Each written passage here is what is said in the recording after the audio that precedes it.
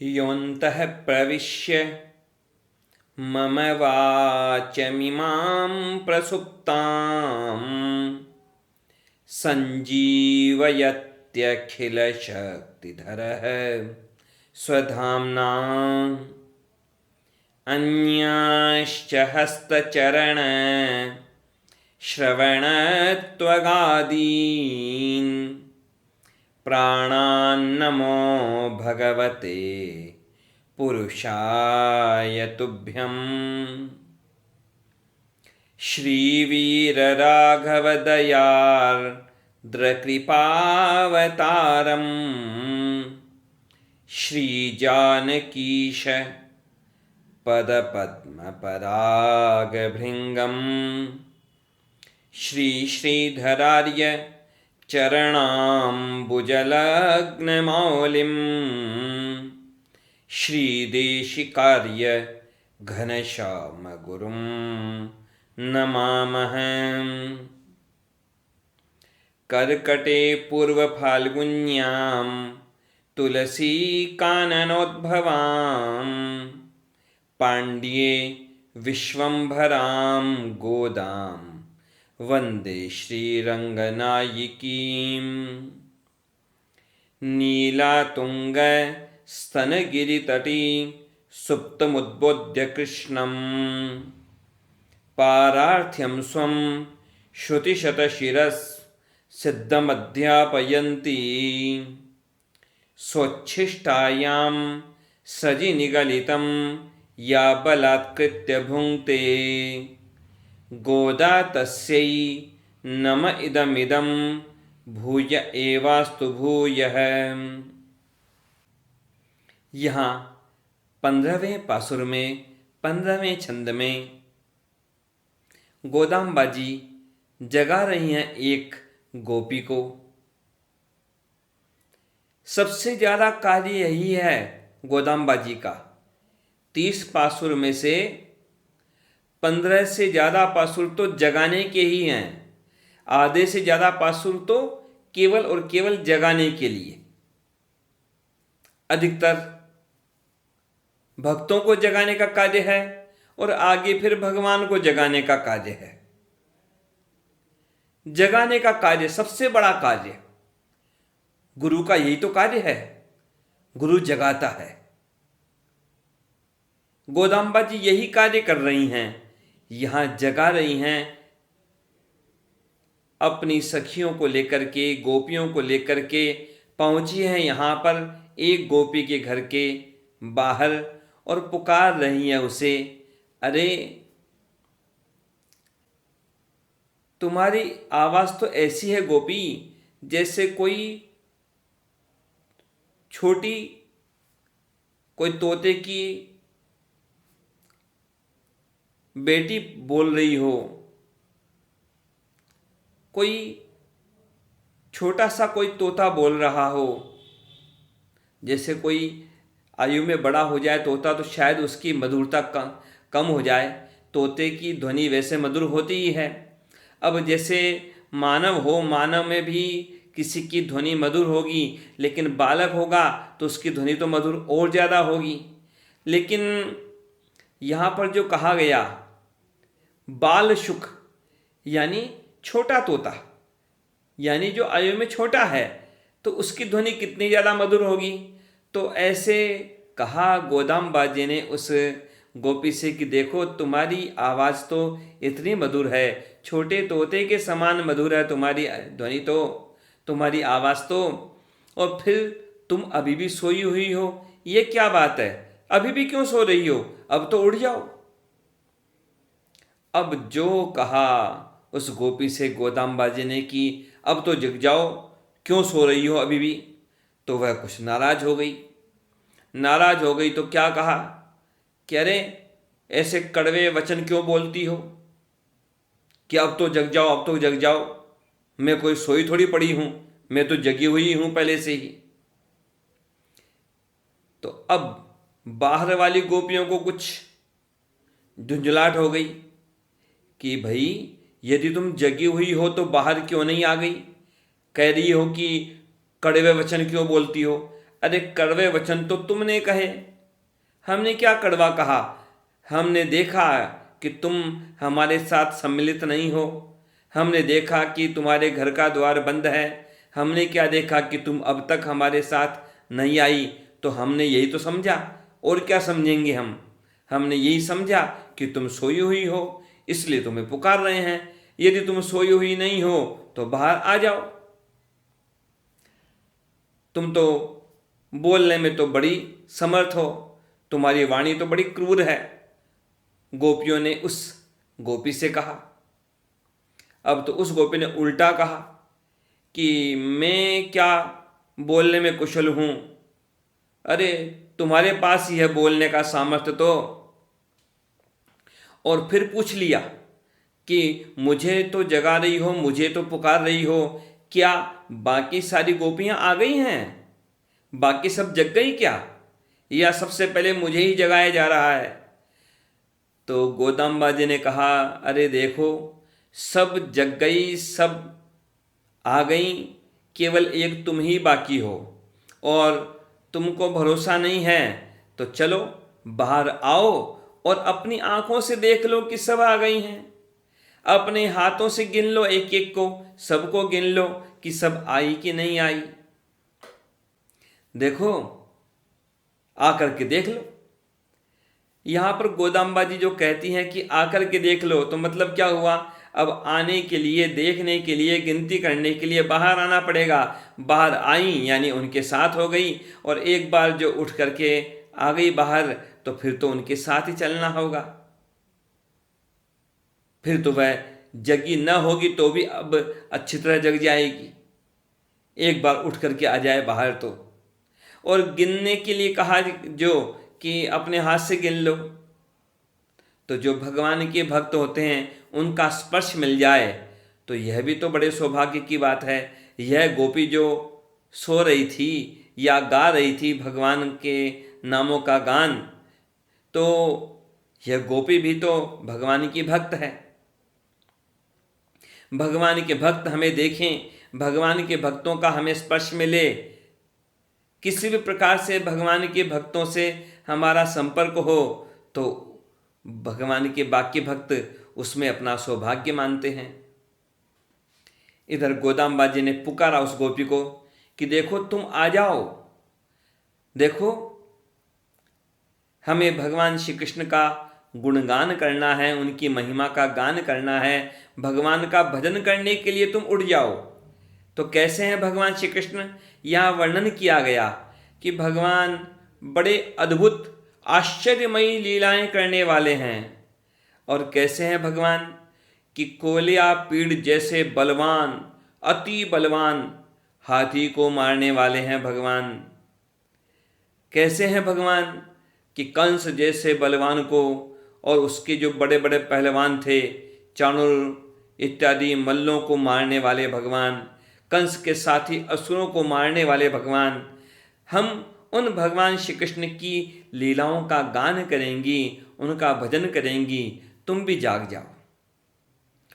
अद्यापि स्वपिशीह बाल शुकिसख्यद्य प्रबुद्धास्म्यहम् जाने हम तव वाक्य कौशलमहं यूयं तथा द्रक्ष्यथ किं सर्वः समुपागमन् ननु तथा संख्याय जानीहि तत् त्वं मायिनमुग्रशत्रुशमनं कृष्णं सखायं स्मर।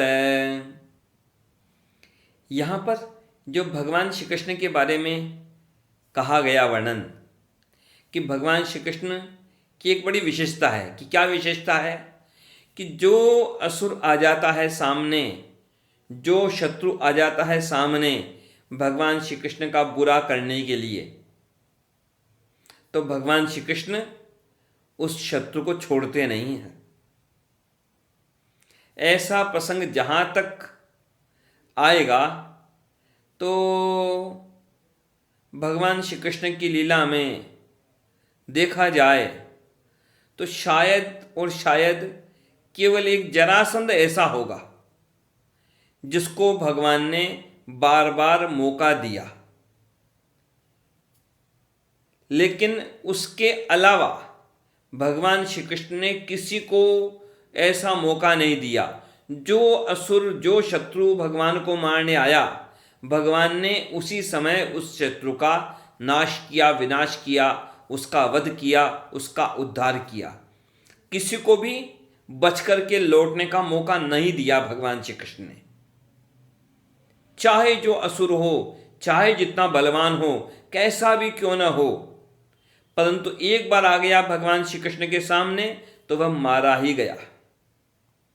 युद्ध करने आया, आक्रमण किया जिसने भी भगवान श्री कृष्ण पर, तो वह मारा ही गया। भगवान ने उसको लौटने का मौका नहीं दिया, दोबारा आने का मौका नहीं दिया। शत्रु पर दया नहीं करते भगवान श्री कृष्ण। तो इसके बारे में गोपियां बड़ी प्रसन्न हैं कि बहुत अच्छा करते हैं भगवान। कि कैसे अच्छा करते हैं? कि ये तो दुष्ट बहुत सारे हैं, बहुत सारे असुर हैं, पता नहीं कब क्या रूप लेके आते हैं, कब क्या रूप बना के आते हैं। पूतना आ गई, पूतना राक्षसी आ गई, एक गोपी का ही रूप बना करके आ गई थी। शक्टासुर आ गया छकड़े के रूप में, वत्सासुर आ गया बछड़े के रूप में, अगासुर आ गया बड़े विशालकाय अजगर के रूप में। कितने कितने असुर। बकासुर आ गया बहुत बड़े बगुल के रूप में। तो चाहे जैसा रूप बना के आया कोई असुर, भगवान ने उसका उद्धार किया। तो भगवान श्री कृष्ण की लीला में ये बड़ी विशेषता है। रामावतार में राम जी कई बार मौका दे देते हैं असुरों को, दुष्टों को, और उनको छोड़ देते हैं। और छोड़ देते हैं एक बार तो वह दोबारा समस्या करता है। राम जी अधिकतर असुरों को पहली बार में केवल छोटा मोटा दंड दे देते हैं, मारते नहीं हैं। दोबारा मौका देते हैं कि शायद वह सुधर जाए, लेकिन सुधरने की जगह वो तो और ज़्यादा समस्या करता है। जैसे कि देखिए, ताड़का को तो मार दिया था भगवान ने, लेकिन सुबाहु और मारीच ये दोनों वहाँ पर महर्षि विश्वामित्र के यज्ञ में विघ्न डालने आए, यज्ञ का नाश करने आए। तो क्या किया राम जी ने? सुबाहु को तो मार दिया, लेकिन मारीच का क्या किया? मारीच को मारा नहीं, मारीच को बिना फण वाला बाण मारा। आजकल की भाषा में कहो तो केवल ऐसी मिसाइल चलाई जिसके अंदर कोई बम नहीं था, जिसको आजकल कहते हैं ना मिसाइल में वार हेड, क्योंकि उसका जो भी कुछ आक्रमण करने वाला विस्फोटक होता है वो उसके अगले हिस्से में होता है। अब बाण में भी जो होता है सबसे खतरनाक हिस्सा कौन सा होता है? आगे का नुकीला हिस्सा। लेकिन यहाँ राम जी ने बाण चलाया मारीच पर, तो कैसा बाण चलाया? जिसमें आगे कोई उसके फन नहीं था, बिना फन वाला, बिना नोक वाला बाण चलाया मारीच पर। रामचरितमानस में वर्णन है साफ साफ। सुनी मारीच निशाचर क्रोही, ले सहाय धावा मुनि द्रोही। बिनु फर बाण राम तेहि मारा, सत जो जन गा सागर पारा। बिनु फर बाण, बिना नोक का बाण चलाया तो क्या हुआ? वह मारीच मरा नहीं, बल्कि सैकड़ों योजन दूर जाकर के गिर पड़ा। अब देखो, यदि मारीच को मार देते राम जी उसी समय, तो आगे दोबारा समस्या नहीं होती। और बाद में क्या हुआ? वही मारीच समस्या बन गया। वह मारीच रावण के कहने पर बाद में सोने का मृग बन करके आया, कपट मृग बन के आया, और राम जी को दूर किया उसने, लक्ष्मण जी को दूर किया। और उधर राम जी के बिना, लक्ष्मण जी के बिना सीता जी जब अकेली थीं, तो रावण ने सीता माता का हरण किया। अब यदि वहां पर राम जी उस मारीच को उसी समय मार देते, जब वह पहली बार आक्रमण करने आया उसी समय मार देते राम जी उसको, तो फिर आगे समस्या होती ही नहीं। फिर ऐसा मौका मारीच को मिलता नहीं कि वह कोई सोने का मृग बन सके, और मौका मिलता नहीं रावण को कि वह सीता माता का हरण कर सके, तो आगे की कई समस्याएं मिट जाती। लेकिन राम जी दयालु, दया करने में अब यह समस्या हो जाती है कई बार कि आप तो दयालु हो, पर जिस पर दया कर रहे हो वह दया का पात्र है कि नहीं है। लेकिन यहां भगवान श्री कृष्ण की बात क्या कि जो आ गया असुर उसको उसी समय मार दिया। इधर देखिए आप राम जी की बात कि वो बार बार दया कर देते हैं। अब आगे देखिए रावण के बारे में भी, जब राम जी समुद्र के पार आ गए, जब सेतु बंधन हो गया, और इधर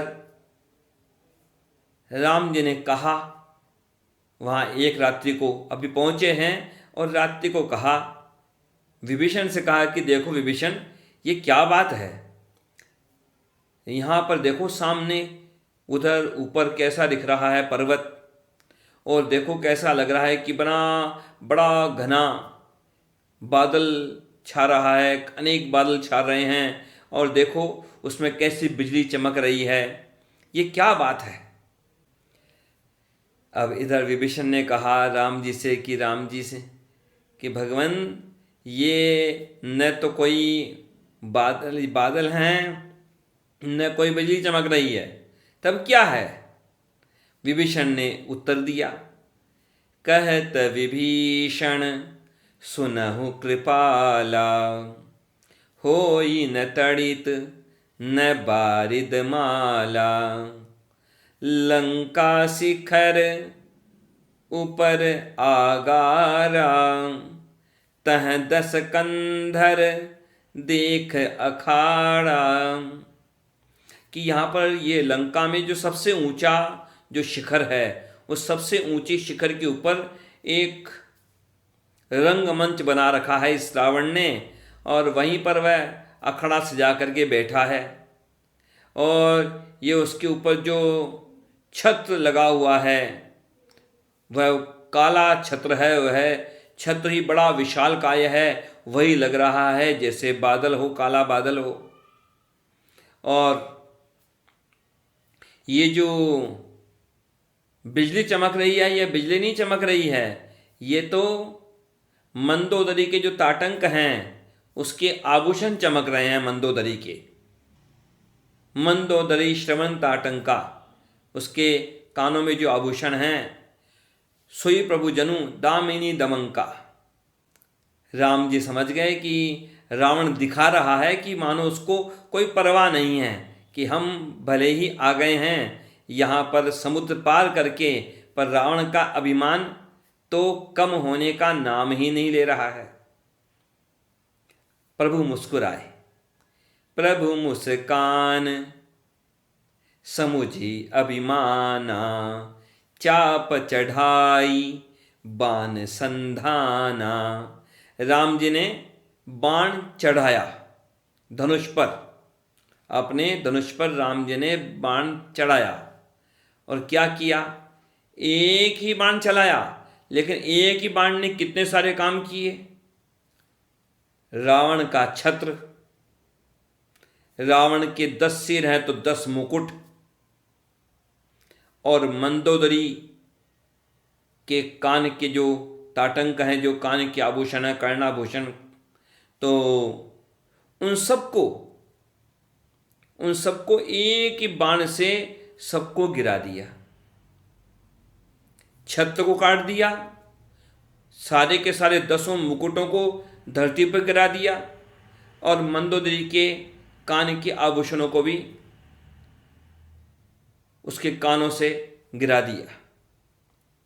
छत्र मुकुट ताटंक स्तव हते एक ही बाण, सबके देखत मही परे मरमुन को जान। कोई जान नहीं पा रहा है कि ये क्या हुआ, कैसे हुआ, क्यों हुआ। क्योंकि राम जी का बाण ऐसी तेज गति से आया और इतने सारे काम किए, और इतने सारे काम करने के बाद एक काम और भी किया। क्या किया? वह बाण वापस लौट करके आ गया और राम जी के धनुष में, राम जी के जो तरकश में, तूणीर में वापस समा गया। जहाँ जिस तूणीर से निकाला था राम जी ने बाण, जहाँ से जिस तूणीर में से लेकर के चलाया था बाण, उसी वापस तूणीर में, तरकश में जा करके अपनी जगह पर बैठ गया वह बाण। अस कौतुक करी राम सरय, प्रविश्यउ आई निशंग, रावण सभा ससंक सवय, देखी महारस भंग। रावण की सभा में तो सब घबरा गए कि ये क्या हुआ। अब जरा सोचिए, जब राम जी ने इतने सारे काम कर लिए एक बाण के द्वारा, जब रावण के 10 मुकुटों को गिरा दिया, तो रावण के 10 सिरों को भी तो काट सकते थे। लेकिन राम जी ने नहीं किया ऐसा।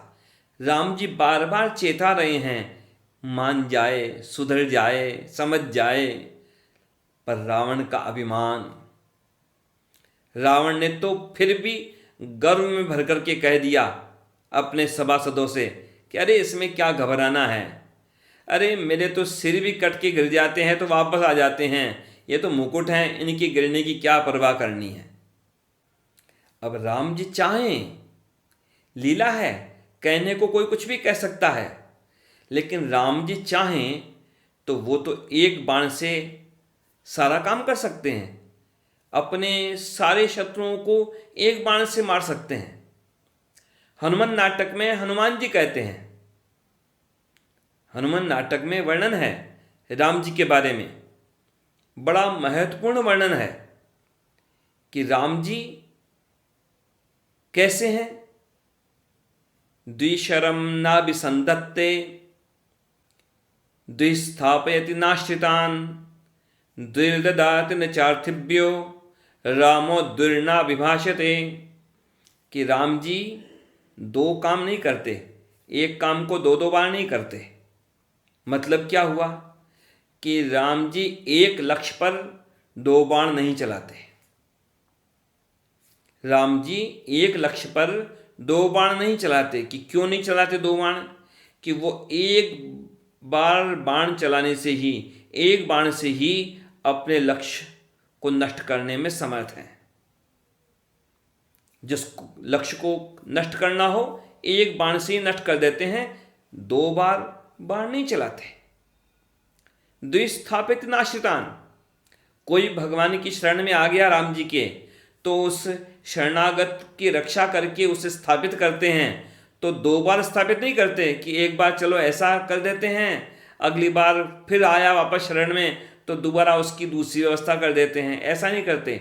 2 बार स्थापित नहीं करते, दोबारा आए तो दोबारा उसकी दोबारा व्यवस्था करें, ऐसा नहीं करते। क्यों नहीं करते? क्योंकि वो एक बार में ही उसकी ऐसी व्यवस्था कर देते हैं कि दोबारा उस आश्रित को संकट में न पड़ना पड़े। जैसे विभीषण आया राम जी की शरण में, तो राम जी ने क्या किया, उसको आगे बनाया लंकाधिपति, लंकेश बनाया। दोबारा विभीषण को भगवान से इस बारे में कभी कुछ नहीं कहना पड़ा, क्योंकि राम जी ने उसको लंकेश बनाया तो ऐसा बनाया कि पहले ही उसकी सारी समस्याओं को मिटा दिया था। और राम जी कैसे हैं? द्विर्ददाति न चार्थिभ्यो, जो कोई याचक आता है, किसी भी याचक को राम जी 2 बार नहीं देते। आप कहेंगे कि राम जी 2 बार नहीं देते किसी याचक को, तो या राम जी उदार नहीं हैं, देने में संकोच करते हैं, दोबारा नहीं देते हैं। यहाँ बड़ा गहरा मतलब है। राम जी 2 बार क्यों नहीं देते एक व्यक्ति को? क्योंकि एक बार में ही इतना दे देते हैं कि उसे दोबारा कभी मांगना न पड़े, दोबारा उसे कभी हाथ फैलाना न पड़े। एक बार में ही इतना दे देते हैं। और रामो द्विर नाभिभाषते, राम जी 2 तरह की बातें नहीं करते। राम जी दो तरह की बात नहीं करते। उनके मन में जो है, उनके हृदय में जो है, उनकी वाणी पर जो है, और वैसा ही वो करते हैं। उनके वाणी में और उनके कर्म में और उनके मन में कोई अंतर नहीं होता। वो अपने वचन पर हमेशा अडिग रहते हैं। जो कह दिया सो कह दिया, असत्य कहते नहीं, सत्य को छोड़ते नहीं, सत्य पर हमेशा टिके रहते हैं, अपनी वाणी पर हमेशा टिके रहते हैं। ये जो रावण के बारे में आता है ना कि रावण के 10 मुख, इसके पीछे भी एक बड़ा गहरा मतलब है। आप लोगों को पता हो न पता हो, सामान्य तौर पर आप देख लो, सब जीवों के एक जीभ होती है, सब जीवों के एक जीभ होती है। लेकिन सांप के कैसी जीभ होती है? सांप की जीभ 2 होती है, उसके आगे के किनारे 2 होते हैं। सांप की जीभ के किनारे 2 होते हैं, आगे से वह 2 दिखाई देती है। अंदर से जुड़ी होगी भले ही वो एक, पर बाहर से बिल्कुल वो 2, सांप की जीभ 2। तो जो 2 तरह की बातें करे वो सांप जैसा खतरनाक है, उससे दूर रहिए। और रावण कैसा? रावण 10 मुख वाला है, मतलब एक साथ 10 तरह की बातें कर सकता है। ऐसा ही बोल देगा, वैसा ही बोल देगा, कैसा ही बोल देगा। लेकिन राम जी एक बात करते हैं। राम जी 2 तरह की बातें नहीं करते। 2 तरह की बात करने वाला सांप के समान खतरनाक, और जो 10 तरह की बातें करने वाला तो वो समझ लो रावण ही है। कभी ऐसी, कभी वैसी, कभी कैसी। तो राम जी के बारे में क्या कहा गया हनुमान नाटक में कि राम जी एक लक्ष्य पर 2 बाण नहीं चलाते। यदि राम जी मारना चाहते तो रावण को एक ही बाण से मार सकते थे, लेकिन राम जी मौका देते गए रावण को, बार बार बार बार बार बार। रावण आया भी सामने युद्ध करने, लेकिन युद्ध समाप्त हो ही नहीं रहा है। राम जी मारना चाहते तो मार देते, लेकिन आगे समस्या क्या हुई? मारा नहीं रावण को तो आगे क्या समस्या हुई? मेघनाद ने तो बाद में राम जी को, लक्ष्मण जी को, सबको नागपाश में बांध लिया। कितनी बड़ी समस्या हुई। और तो और रामचरितमानस का तो प्रसंग है कि मेघनाद की शक्ति लगी, तब लक्ष्मण जी मूर्छित हो गए थे। कितनी बड़ी विपत्ति आई थी। और उधर वाल्मीकि रामायण में वर्णन है कि वह शक्ति चलाई थी किसने? रावण ने। भगवान की लीला तो बार बार होती रहती है। कभी किसी बार रामावतार में ऐसी लीला हुई, कभी ऐसी हुई। कभी लीला ऐसी रही कि रावण ने शक्ति चलाई थी जो कि लगी लक्ष्मण जी को, और कभी की बात ऐसी थी कि मेघनाद ने चलाई थी शक्ति जो लगी थी लक्ष्मण जी को। यहाँ वाल्मीकि रामायण के युद्ध कांड के 100वें सर्ग के 27वें, 28वें, 29वें श्लोक में वर्णन है कि रावण ने पहले तो कोशिश की थी मारने की, किसे? विभीषण को मारने की कोशिश की थी, लेकिन विभीषण को बचाने के लिए लक्ष्मण जी आ गए, और लक्ष्मण जी ने उसकी शक्ति को तो तोड़ दिया, नष्ट कर दिया। तब बाद में रावण ने क्रोधित होकर क्या किया? लक्ष्मण जी पर शक्ति चलाई। मोक्षितम भ्रातरम दृष्ट्वा लक्ष्मणेन स रावणः लक्ष्मणाभिमुखस्तिष्ठन् निदं वचनमब्रवीत् मोक्षितस्ते बलश्लाघ्यन् यस्मादेवं विभीषणः विमुच्य राक्षसं शक्तिस्त्वय्यं विनिपात्यते एषा ते हृदयं भित्त्वा शक्तिर्लोहितलक्षणा मद्बाहु परिघोत्सृष्टा प्राणानादाय यास्यति। अब तो वहाँ पर लक्ष्मण जी को वह शक्ति लगी तो कितनी बड़ी समस्या हुई। बाद में हनुमान जी गए। हनुमान जी ने पहले तो वैद्य का पता किया, सुषेण वैद्य, और फिर उस वैद्य से पता किया कि क्या उपाय है। पता लगा कि संजीवनी बूटी लाओ। अब कहाँ से लाएं संजीवनी बूटी, कितना दूर, वह द्रोणाचल पर्वत पर हनुमान जी वहाँ गए भी, रास्ते में भी कितनी बाधाएं आई, रास्ते में कालनेमी, उसका भी वध किया हनुमान जी ने, और बाद में लेकर के आए, उस पर्वत को ही उखाड़ ले आए और लक्ष्मण जी की रक्षा की। तो कितनी समस्याएं हुई। यदि पहले ही राम जी ने रावण को मार दिया होता तो इतनी समस्याएं नहीं होती। तो यहाँ पर गोपियाँ कह रही हैं कि बड़ा अच्छा है हमारे श्री कृष्ण भगवान का स्वभाव कि ये दुष्टों पर दया नहीं करते। ये दुष्ट असुर आते हैं, आते जाते हैं, और हमारे कन्हैया तो उनको मारते जाते हैं। पूतना को मारा, शकटासुर को मारा, वत्सासुर को मारा, अगासुर को मारा, बकासुर को मारा, केशी, जो भी आया, व्योमासुर आया, कितने कितने असुर आए, सबका वध करते जा रहे हैं। चाहे तृणावर्त आया, कितने सारे असुर, पर जो आया सो लौट के नहीं गया। यहाँ देखिए आप, गोकुल में देखो, वृंदावन में देखो, जो असुर आया मारने भगवान को, लौट के नहीं गया वापस। कोई भी, कोई समाचार देने नहीं जा सका उसका।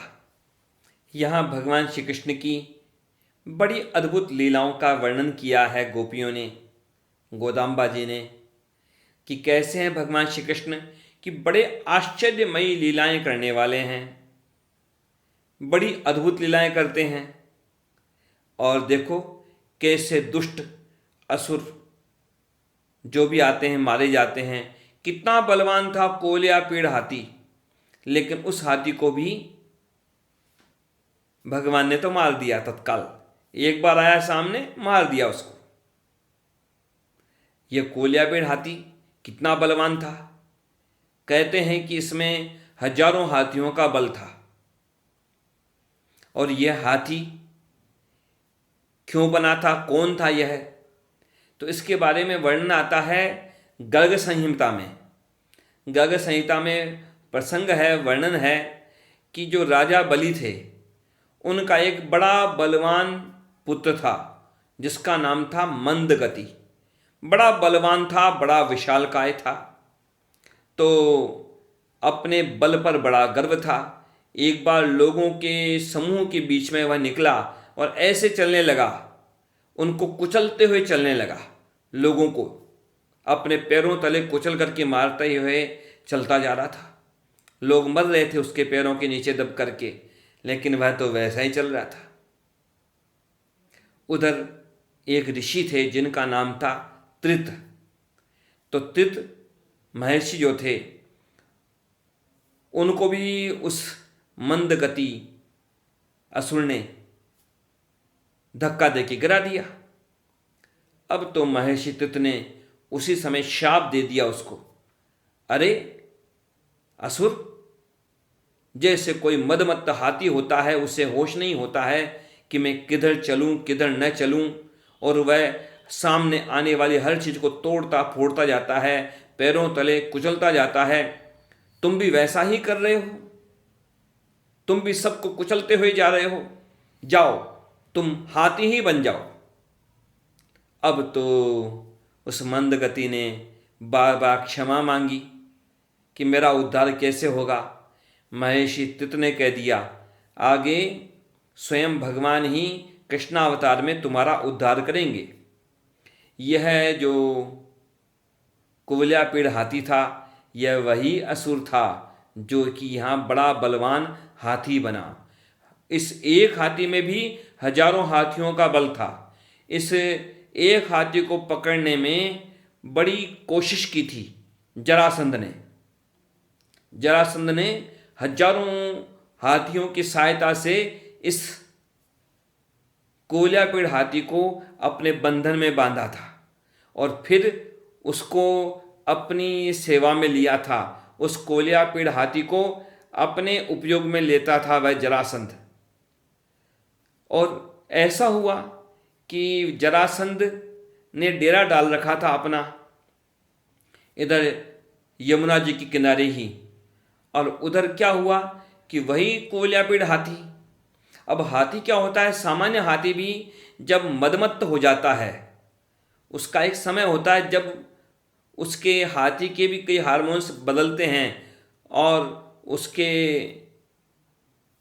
जब वह उसके हार्मोन्स बदलते हैं हाथी के, उसको कहते हैं मदमत्त होना।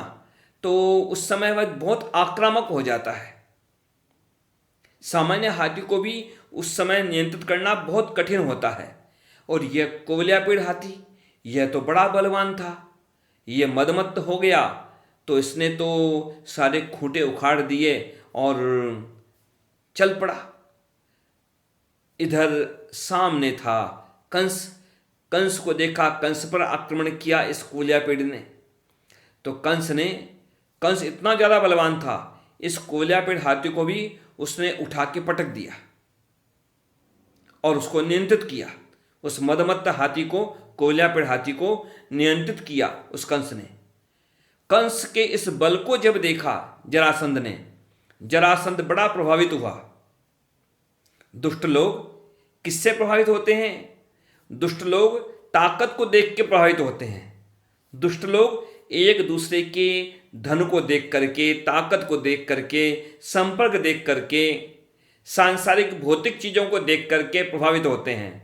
और सज्जन लोग एक दूसरे की सज्जनता को देख करके, भक्ति देख करके, विनम्रता देख करके उससे प्रभावित होते हैं। यहाँ जैसा जरासंध वैसा कंस। तो अब जरासंध ने कंस को अपना मित्र बनाने का विचार किया।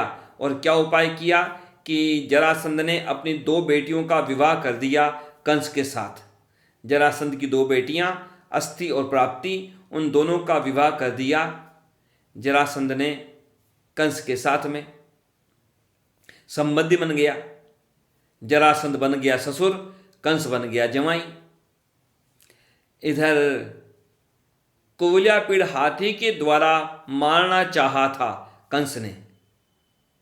किसको? श्री कृष्ण बलराम को। लेकिन भगवान ने उल्टा उस कोयलापीड़ हाथी को ही मार दिया। दिखने में दिख रहे हैं बालक, दिखने में कैसे दिखते हैं? छोटे से बालक हैं। 11 वर्ष के बालक थे जब भगवान श्री कृष्ण पहुँचे थे वहाँ मथुरा। जब उन्होंने उस कोयलापीड़ हाथी को मारा था तब 11 वर्ष के थे। दिखने में दिख रहे हैं छोटे से बालक, और यहाँ उस कोयलापीड़ हाथी को ही मार डाला। तो कितनी आश्चर्य भरी लीला है। और बाद में क्या किया कि उस कंस का वध किया भगवान ने, चाणूर का वध किया, उसके साथियों का वध किया। भगवान की कितनी अद्भुत लीलाएं हैं। इन अद्भुत लीलाओं का श्रवण करके भी, स्मरण करके भी जब हमारे जैसे लोग भी प्रसन्न हो जाते हैं, तो फिर भगवान के भावुक भक्त वो जब भगवान की इन लीलाओं का चिंतन करते हैं तो उनकी प्रसन्नता का तो कोई ठिकाना ही नहीं, उनकी प्रसन्नता की कोई सीमा नहीं। गोदाम्बा जी वहाँ गोपियों के साथ में, अपनी सखियों के साथ में उस गोपी को जगाते हुए कह रही हैं कि देखो आ जाओ, जग करके आ जाओ, ताकि तुम भी और हम सब मिल करके उन भगवान श्री कृष्ण की लीलाओं का गान करें, उन भगवान श्री कृष्ण के नामों का गान करें, कीर्तन करें, भजन करें। तो कितनी प्रसन्नता की बात होगी। हम सब मिलकर के जब भगवान की लीलाओं का गान करेंगी तो कितनी प्रसन्नता की बात होगी। और निश्चित बात है, भगवान के नामों का गान करना भाव से, भक्ति से, यह तो सबसे बड़ी बात है, सबसे महान बात है। इससे अच्छा क्या।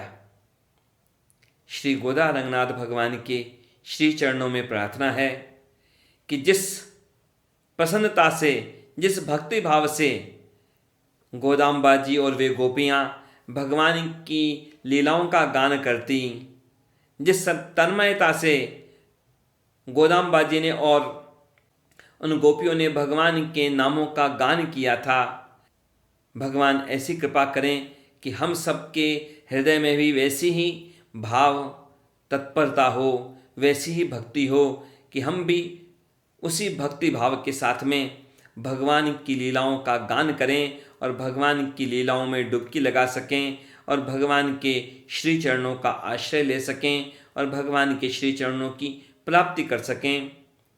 यही प्रार्थना है श्री गोदा रंगनाथ भगवान के श्री चरणों में।